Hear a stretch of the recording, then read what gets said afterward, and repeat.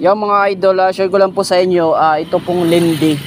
Lindy po, ito po yung sa mga idol, ano, audio Lindy.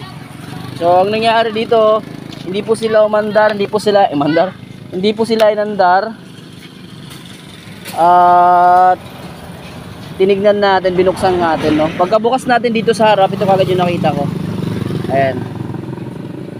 So sure ball tayo na nasira na yung CDI niya, mga idol. Okay. Ayan, sunog to. Oh man. Ayan. Ang mahirap na ito ay wala tayong ganitong klase ng CDI. Okay. Wala ganitong tayong klase ng CDI na magagamit. Kaya iniwan lang muna sa atin ng may-ari. Okay. So ang isa pang problema nito na may-ari, sabi niya sa atin, hindi daw po ito umaandar pag wala pong battery, no. May problema naman yan, mga ito, pag hindi umaandar pag walang battery, ay ito pong kanyang regulator, no. Kaya si regulator ay may kasalanan niya kung bakit, no. I-test natin, no. Bago natin yung i-test, itong kulay yellow na dalawa, ito yung galing po ng ating stator, no. I-check natin yan at i-verify kung ito ba ay nagbibigay ng power dito sa regulator, no. From stator ito dalawang wire at papasok dito sa regulator. Okay, so i-test natin yan. Dahil ngayon ay naka full wave, ipitin natin yan ng wire. Yon, ipitin natin. Ayan, sinuksok ko lang po yan, mga idol.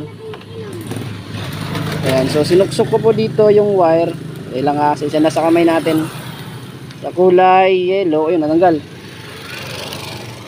Pasok ko lang, mga idol, Ayan, o. Naisuksok ko muna siya dyan. Tapos yung kabilang yellow naman tutusukin natin.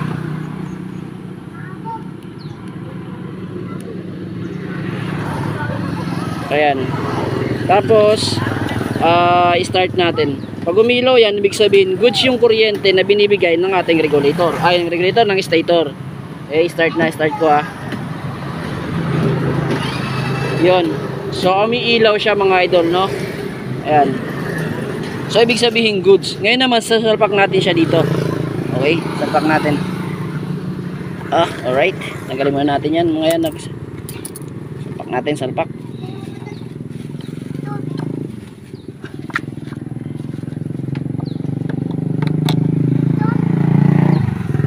Yun.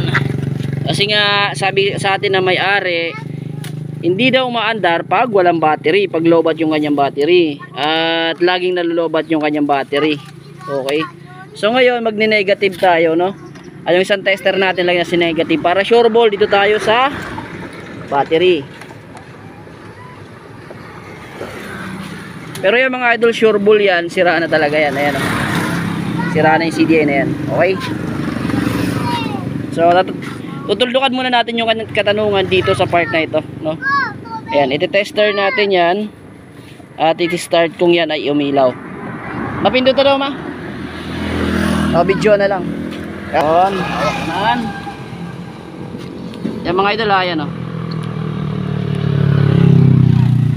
baka sabihin kasi hindi natin dinidikit, ayan, idikit natin yan dyan, tapos tingnan nyo rito, i-start natin. Pag yan umilaw, goods. Pag hindi, yun, wala, diba?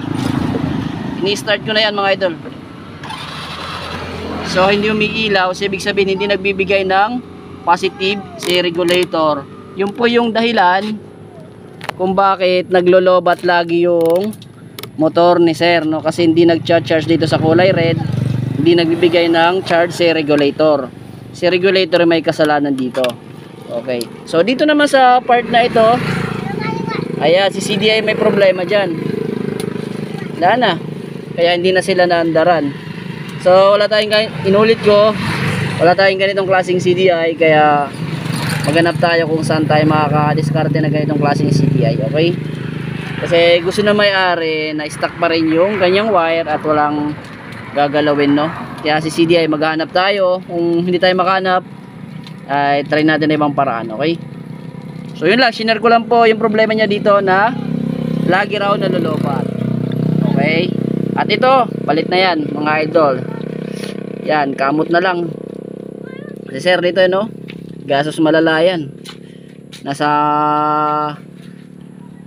magkano rin po itong CDI na ito no? Siguro mga higit 1,000 or 5,000. Ayan, hindi ko lang alam no. Hindi ko lang kasi sure kung magkano yung ganitong klaseng CDI ng Hauju na Lindy. Okay?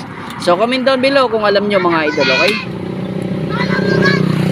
Kasi kaya nasabi ko, sabi ng idol natin, sabi ng may-ari, ay stock lang tayo no. Back to stock lang. So kung ganun yung usapan, ay palit CDI tayo. Yan. Okay. Yeah, so dito lang muna tayo. Peace out muna. Bye-bye.